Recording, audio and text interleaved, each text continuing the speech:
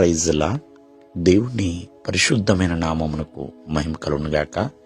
ప్రభు నామమున మీ అందరికీ హృదయపూర్వక వందనాలు. ఈ ఉదయకాలము దేవుని వాక్యాన్ని విందాం.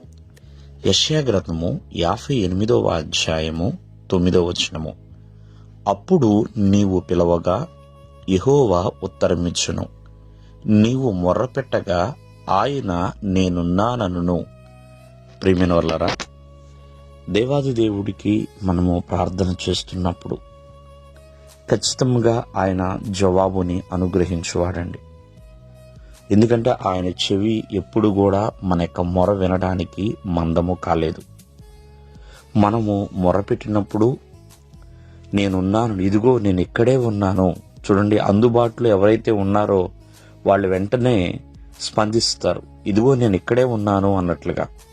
కాబట్టి ప్రతి ఒక్కరి ప్రార్థనకి ఆయన జవాబు అనుగ్రహించువాడు. ప్రతి ఒక్కరికి ఆయన ఉత్తరమిచ్చునండి. కావున మన ప్రార్థనలు చేసేటప్పుడు ఆయన మనకు అందుబాటులో ఉండాలన్నా, మన ప్రార్థనకి స్పందించాలన్నా మన ప్రార్థన ఏమై ఉండాలి అనేది జ్ఞాపకం చేసుకుందాం ఈ ఉదయకాలమందు. చూడండి, ప్రతి ఒక్కరికి దేవుడు ఎన్నో వాగ్దానాలు ఇస్తూ ఉన్నాడు. ఆ వాగ్దానాలను ప్రియమైన వల్లరా జ్ఞాపకము చేస్తూ ప్రార్థన చేయాలి.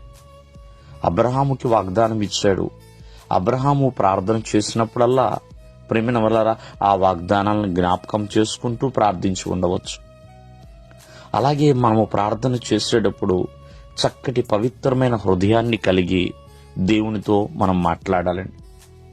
దేవుణ్ణి ప్రార్థించాలి, శుద్ధ హృదయముతో ప్రార్థన చేయాలి అని దేవుని యొక్క వాక్యము సెలవిస్తుంది. అంతేకాదు, క్రీస్తులో జీవిస్తూ మనము లోకములో జీవిస్తూ ప్రార్థన చేయటం వలన సరైన జవాబు రాకపోవచ్చు. అదే క్రీస్తులో జీవిస్తూ మనం ఎప్పుడైతే ప్రార్థిస్తామో దానికి చక్కటి సమాధానాలు కూడా వస్తాయి.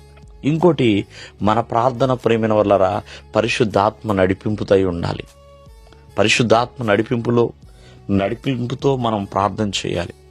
అంతేకాని ఏదో దురాత్మలతోనో లేకపోతే ప్రియమైన వల్లరా ఏదో అవసరతల నిమిత్తమో ప్రార్థించడం కాదండి.